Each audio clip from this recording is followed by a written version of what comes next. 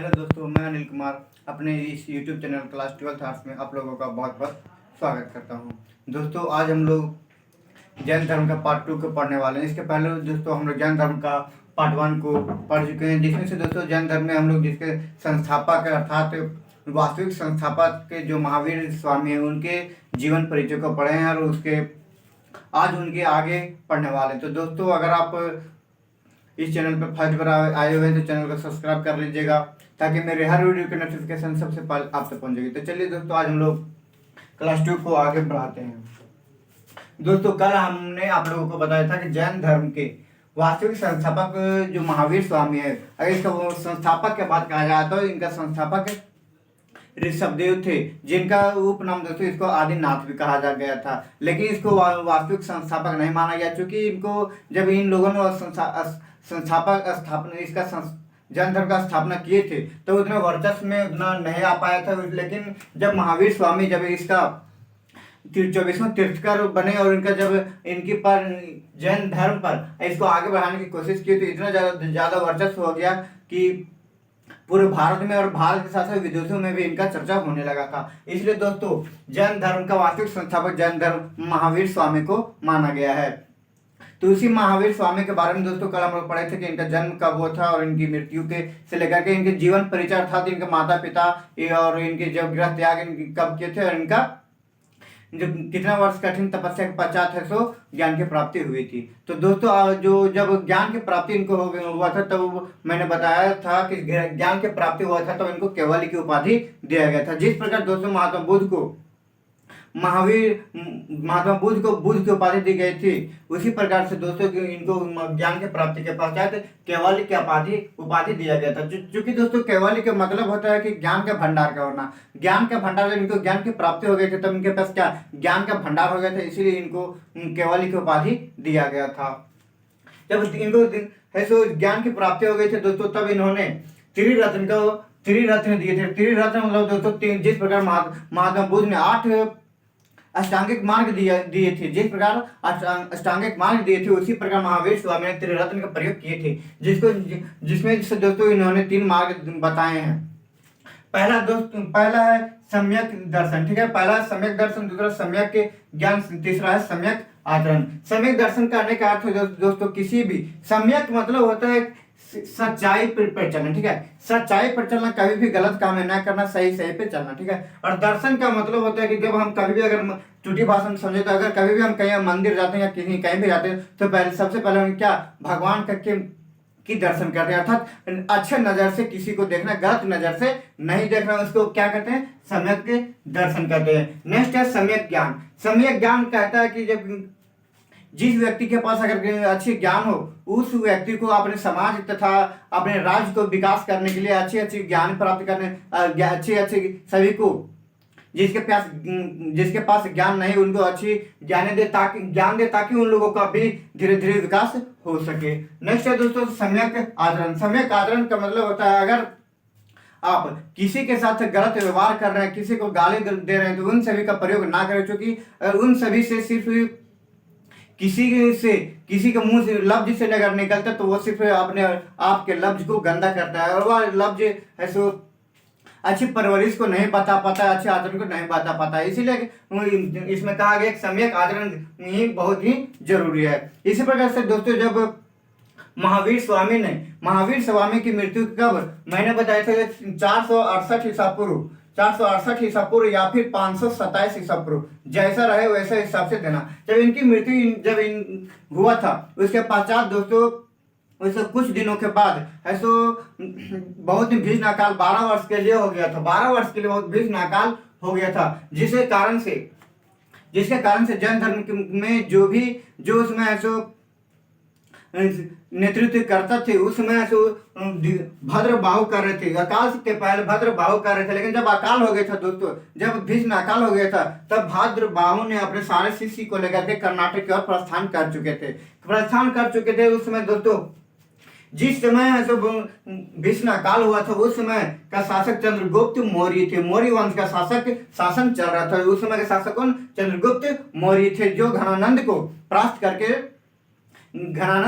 करके अपना शासन स्थापित किए हुए थे। इन्हीं के शासनकाल में दोस्तों भीष्म काल हो चुका था और उसी समय सो दिगंबर अपना सारे शिष्य को लेकर कर्नाटक की ओर प्रस्थान कर चुके थे। उनके जब बहुत वर्षों तक लगातार वे लोग उधर ही रहे तो कुछ ऐसे भी शिष्य थे जो कर्नाटक की ओर नहीं गए थे और बिहार में ही रह चुके थे। और उसी बिहार में जब उन सभी का नेतृत्व करता है सो कोई और बन गया जिनका नाम था दोस्तों स्थूलभद्र। उनका नाम क्या था? स्थूलभद्र था। ये स्थूलभद्र उनके जितने भी शिष्य थे वे सभी दोस्तों श्वेतांबर कहलाए और भद्रबाहु के जितने भी शिष्य थे वे सभी दिगंबर कहलाए। श्वेतांबर कहने का अर्थ है दोस्तों श्वेतांबर में श्वेत वस्त्र का धारण किया जाता था, लेकिन दिगंबर में भद्रबाहु को दिगंबर में नग्न रहते थे, वस्त्र का प्रयोग ही नहीं करते थे। तो दोस्तों यहाँ तक आप लोगों को समझ में आ चुका होगा। लेकिन अगर आप लोगों को किसी प्रकार से भी अगर प्रॉब्लम होती है तो आप कमेंट करके जरूर से जरूर बताइएगा। मैंने क्या बताया दोस्तों, त्रिरत्न का प्रयोग किए महावीर स्वामी ने, जिस प्रकार से महात्मा बुद्ध ने अष्टांगिक मार्ग का प्रयोग किए थे। नेक्स्ट मैंने बताया कि महावीर स्वामी की मृत्यु के बाद चंद्रगुप्त मौर्य के शासनकाल में जैन धर्म दो भागों में बट गया था, श्वेतांबर और पीतांबर जिसका नेतृत्व करता श्वेतांबर का स्थूलभद्र और दिगंबर का भद्रबाहु है। इन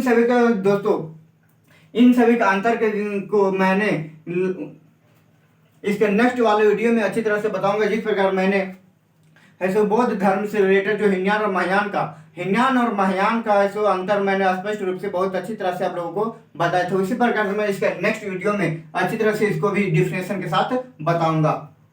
और जब त्रिरत्न का प्रयोग किए थे उसके बाद उसी प्रकार से 5 महावर्ष का भी प्रयोग किए थे।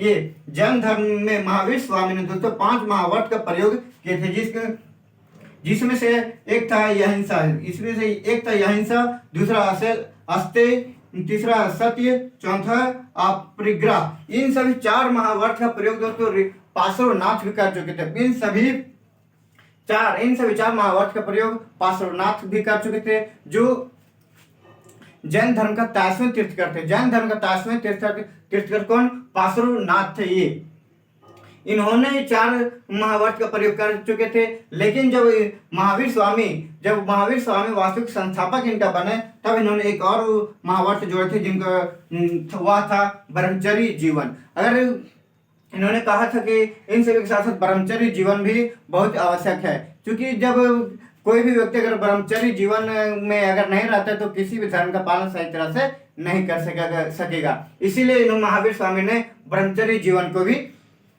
इसमें इंक्लूड कर दिए थे। तो उसके बाद दोस्तों जब मैं एक बार और बताना चाहूंगा कि इन सभी के जिस प्रकार महात्मा बुद्ध को प्रतीक चिन्ह दिया गया था, उसी प्रकार से इसमें भी जिस प्रकार जैन धर्म में 24 तीर्थकर थे, इन सभी 24 तीर्थकर को अलग अलग चिन्ह से बताया गया है। इसमें कहा गया है दोस्तों, इसमें से किसी को खास चिन्ह ऐसे नहीं दिया गया था। इसमें कहा गया कि इन सभी व्यक्तियों के पैर के अंगूठे में इन सभी का निशान हुआ करता था, इसीलिए इन सभी को यह निशान चिन्ह दिया गया है। क्योंकि ऋषभ कहा गया है दोस्तों, जो प्रथम जैन धर्म का प्रथम तीर्थकर ऋषभ देव, जिसका उपनाम आदिनाथ भी कहा, जिसको दोस्तों आदिनाथ भी कहा जाता है, उसको उनके बारे में कहा गया है कि इनके पैर के अंगूठे में सांड का निशान था दोस्तों, सांड का निशान था, इसीलिए इसको सांड के चिन्ह से दर्शाया जाता है।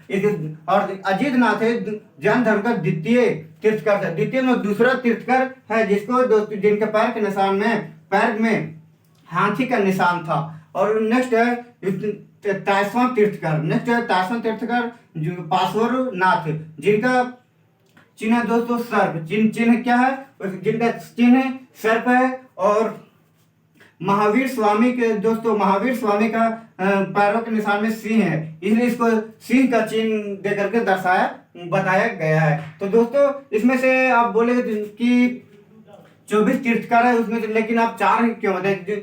4 इसलिए मैंने बताया दोस्तों, बाकी जो 20 हैं वो इन सभी के कभी भी किसी भी एग्जाम में नहीं पूछा जाता, इसलिए मैं 20 तीर्थकरों का आगे मैंने नहीं बताया है। तो दोस्तों इन सभी का प्रयोग करते हुए जब महावीर स्वामी ने त्रिरत्न दिए थे और 5 महावर्त का प्रयोग किए थे, तब इनके कुछ ऐसे भी, जिस प्रकार से महात्मा बुद्ध का दो प्रमुख प्रमुख अनुयायी थे। जो कौन कौन? तो आनंद और रूपाली प्रमुख अनुयायी कौन थे? आनंद और रूपाली। उसी प्रकार से जैन धर्म के महावीर स्वामी के 11 प्रमुख अनुयायी थे, जिसको दोस्तों गंधर के नाम से कहा गया था। गंधर, ठीक है, गंधर के नाम से कहा गया था। 11 अनुयायी थे दोस्तों। इसको जरूर से जरूर याद रखिएगा। तो चूंकि आप लोगों को यह क्वेश्चन ऑब्जेक्टिव क्वेश्चन में पूछा जाता है कि 11 अनुयायियों के क्या नाम से कहा गया? तो गंधर के नाम से कहा गया था।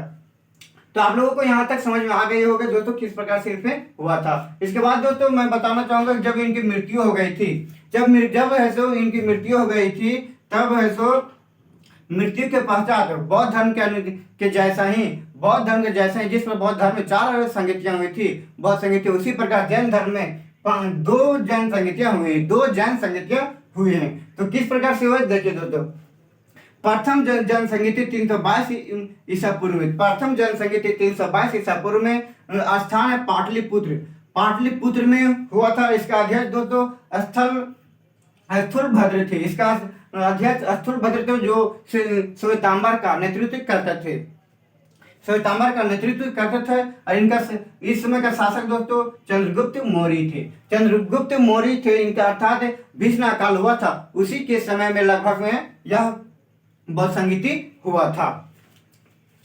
नेक्स्ट है 512 ईस्वी। 512 एडी का मतलब होता है ईस्वी, ठीक है। 512 ईस्वी में हुआ था। कहाँ पे? बलभी में अर्थात बलभी दोस्तों गुजरात में। बलभी कहाँ? गुजरात में है।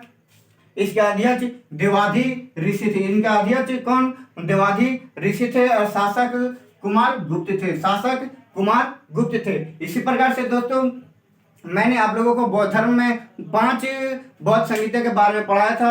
उसी पर स्थान, अध्यक्ष, शासक और कब हुआ था, इन सभी के बारे में बहुत अच्छी तरह से डिटेल में पढ़ाया था। तो हाँ दोस्तों, अगर आप लोगों को ये वीडियो अच्छी लगी हो तो लाइक, शेयर, कमेंट करना बिल्कुल भी ना भूलिएगा। और साथ में अगर चैनल पर फर्स्ट बार आए हुए हैं तो चैनल को सब्सक्राइब भी कर लीजिएगा, ताकि मेरे हर वीडियो की नोटिफिकेशन सबसे पहले अब तक पहुंचेगी। तो चलिए दोस्तों, अब हम लोग फिर मिलेंगे इसके अगले वीडियो में।